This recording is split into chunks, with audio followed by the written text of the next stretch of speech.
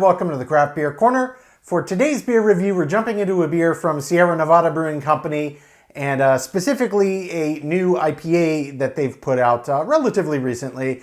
This one's called Powder Day. It's a double dry hopped IPA, clocking in at 7.7% ABV. Don't know the hop bill that they used on this, but we do know that they added lupulin powder to this IPA. They say it's sitting around 45 IBUs, so I'm expecting a lot of big aroma and a lot of big flavor, and yeah, a decent kick of bitters, but probably not over the top.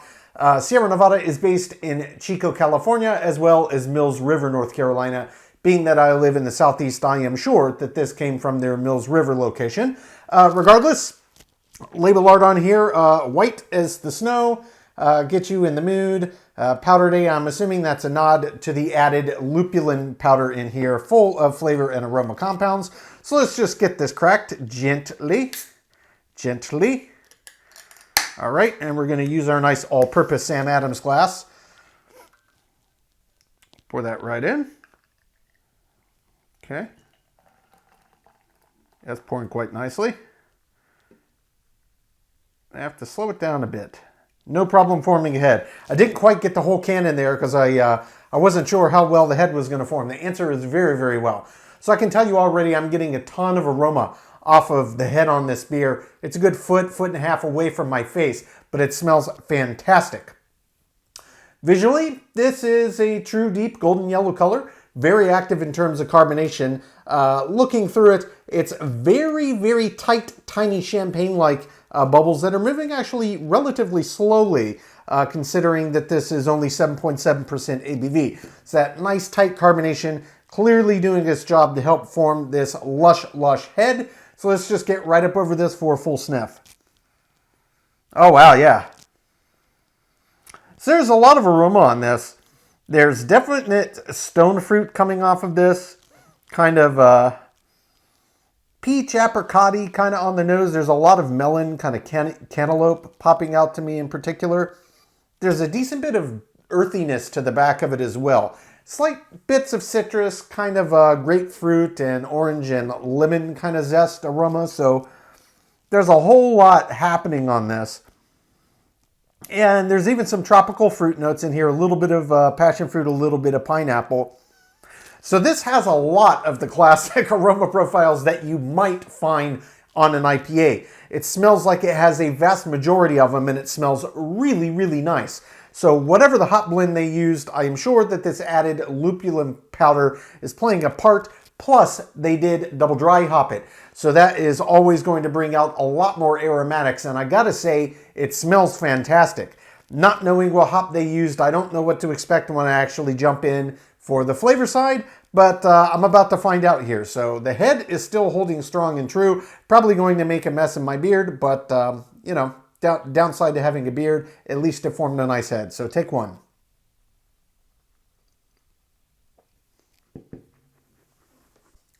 Oh yeah, that's nice. This is a full medium body, 7.7, it feels exactly right. In terms of the mouthfeel, it's actually got a bit more resistance to it than you would expect for 7.7 on an IPA. And when you agitate on the palate, it gets very silky, very creamy indeed, very velvet-like. Absolutely fantastic body and mouthfeel. So, on the flavor profile side, they said 45 IBUs, give or take. I would say, yeah, that's probably about right. To my palate, it actually tastes a bit more bitter forward than that.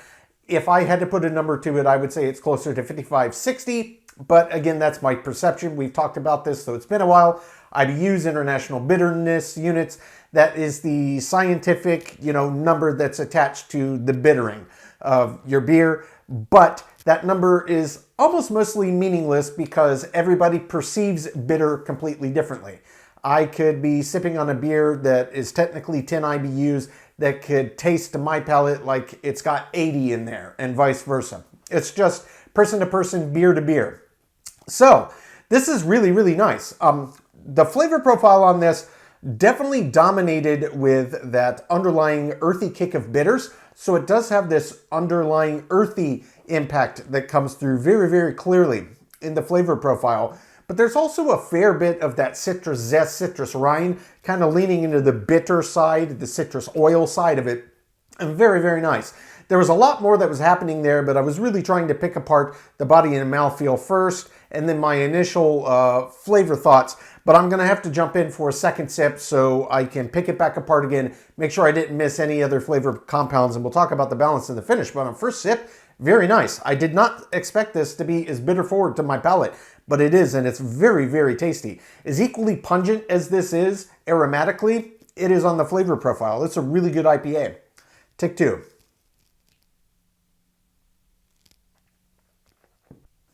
Nice kick of earthy bitters. There's a big burst of that kind of underlying melon and tropical fruit. That's kind of the first kind of fruity accent flavors that pop out to me paired with this underlying earthy bitter. So I got a big burst of honeydew, cantaloupe. Those are kind of the two big melons that popped out at me. And then I definitely got some underlying passion fruit notes pop out as well. This starts to kind of morph as the flavors turn and lean a bit stronger into that earthy bitter side, and that's when kind of these rind, like the citrus oil and rind qualities start to come through. There's a little bit of that citrus flavor on this one. It leans a little more heavily on the orange side than grapefruit or lemon. I'm not getting anything like lime, but it's very citric, citrus oil, citrus rind is kind of the impact that I'm getting here. But it definitely leans heavily in this nice earthy bitter sense. And again, even on second sip, I'm surprised by how much more bitter I'm perceiving on my palate than what they claim, which goes to prove my point exactly. It is almost a meaningless number. Perception is everything when we're talking IBUs and bitters in beer. So in terms of the balance, overall, great. Whatever hops they did use in tandem with their malt bill really works well. And I nearly forgot to mention, yes, the malt bill in this is also actually really quite clear. This one almost puts me in mind a bit of like a Saison or a Goza. There's a lot of underlying kind of grainy, cracker-like, cereal, granola-like flavors that pops out of the malt bill in this. It's really nice. You don't often get that on an IPA, and it's one of my favorite flavor profiles in a grain bill. This beer has a lot going for it. So the balance on this, yeah, we're talking the balance between the hops, the amount of time that they hopped them, their dry hopping, of course, and certainly the underlying malt bill and that lupulin powder addition. I think it's fantastic. I got almost every characteristic you could potentially get out of an IPA on the nose.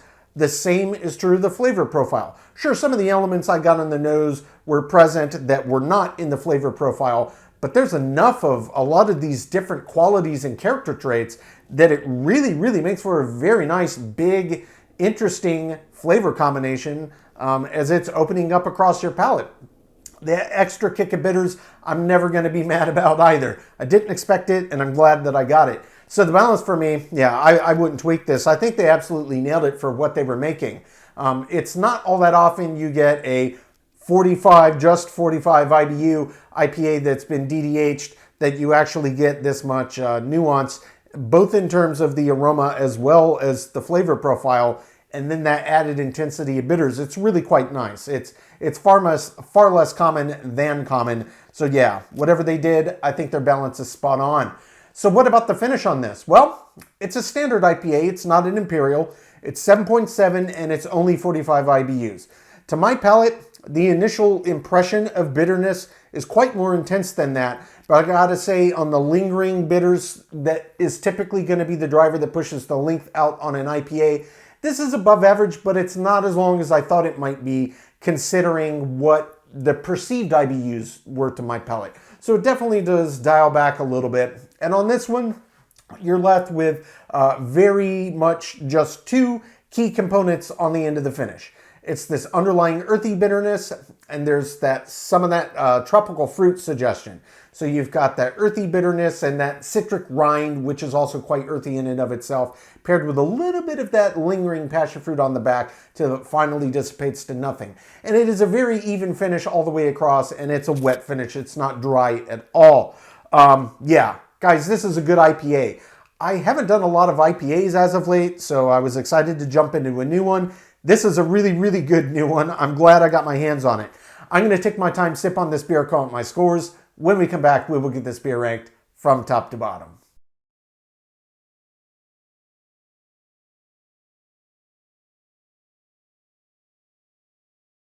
All right, now that we've gotten to enjoy this beer, we're going to get it ranked. This was Sierra Nevada Brewing Company's Powder Day, a double dry hopped IPA clocking in at 7.7% ABV. This one did have added lupulin powder. Sierra Nevada based in Chico, California, and also Mills River, North Carolina. This probably came from the North Carolina facility as it's closer to where I live. Regardless, guys, a really, really good IPA. I haven't done a ton of IPAs as of late. I've been rotating through some other beer styles and some of the, bigger, more expensive beers I had been collecting for a while. But I saw this pop up as a new one to me, and I'm really, really glad that I grabbed it. This was one of those IPAs that had everything in it that I really crave in an IPA. Indeed, they said 45 IBUs. This is based on their own information they put on Untappd. I was surprised because, to me, personally, it seemed a bit more intense than that.